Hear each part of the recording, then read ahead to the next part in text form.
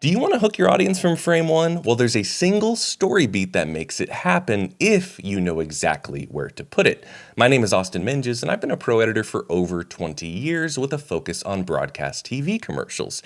Today, I'd like to invite you into my edit suite so I can teach you a simple concept that you have to get right to hook your viewers.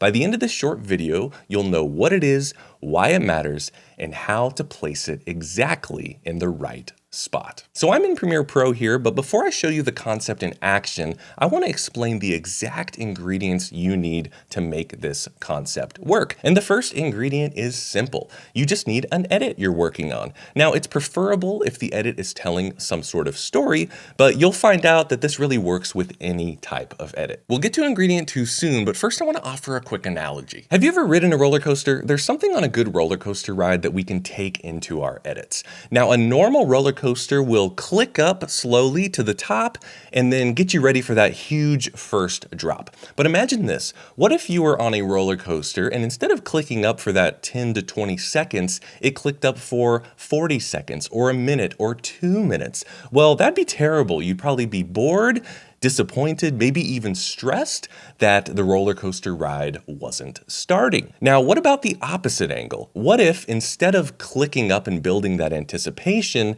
you got in, you put your seatbelt on, and it just dropped you down? Now, in that case, you'd probably be a little bit disoriented, and it probably wouldn't have the thrill it was supposed to because there was no setup, no anticipation. So the perfect ride is that bit of anticipation and then the big drop. Now, in story terms, we would call the anticipation where you're clicking up on the roller coaster, the normal or ordinary world of the protagonist, just showing you how they exist in their normal life. And then that big drop, that's called the inciting incident. And that's what happens to the protagonist in their normal world that kicks off the story. And you have to put this at just the right time to have a satisfying ride. So I'm in Premiere Pro and I have a 3D animated short film that I edited, and I want to show you the normal world of the film and then the inciting incident so I can give you a clear example. So here we have our protagonist.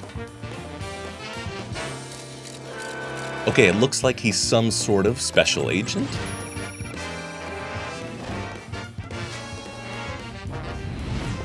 He's walking with a special metal briefcase, that's probably important. He's just sitting, eating his bagel on the park bench. This is his normal world. We see that the briefcase is very special. And then we meet a pigeon. And in this short film, this is the inciting incident. When Walter meets this pigeon, it breaks up his normal world and sends the story into action. And if you watched the entire film, you would see that it is all about this pigeon wreaking havoc on Walter, the main character's normal life. Now I want to give you the second ingredient so you can execute this in your own edit. And that's simply to identify the inciting incident in the story you're working on. Now, you don't have to be editing a narrative film to make this work. You really could be editing anything. I just simply want you to have the normal world of your film, and then the inciting incident is that first thing you introduce that kicks off the rest of your video or story or edit. And the third ingredient is that I want you to make sure your inciting incident happens at exactly the right time. And I'm going to give you a specific guideline for that. I want it to happen 10 to 15% of the way through your entire video. Let's say you have a 100-second video, you want the inciting incident to happen at the 10 to 15-second mark. Now, why is this? Well, we're trained as audiences to expect this because almost every feature film that we see in theaters uses this tool. In Saving Private Ryan, it's when the brothers die. In Jaws, it's when that first shark attack happens. And in Raiders of the Lost Ark, it's when Indy is meeting with Army intelligence and they tell him to go dig up the Ark of the Covenant. So let's look at where the inciting incident is placed in this short film. So the total length of the short is 5 minutes and 38 seconds without the credits.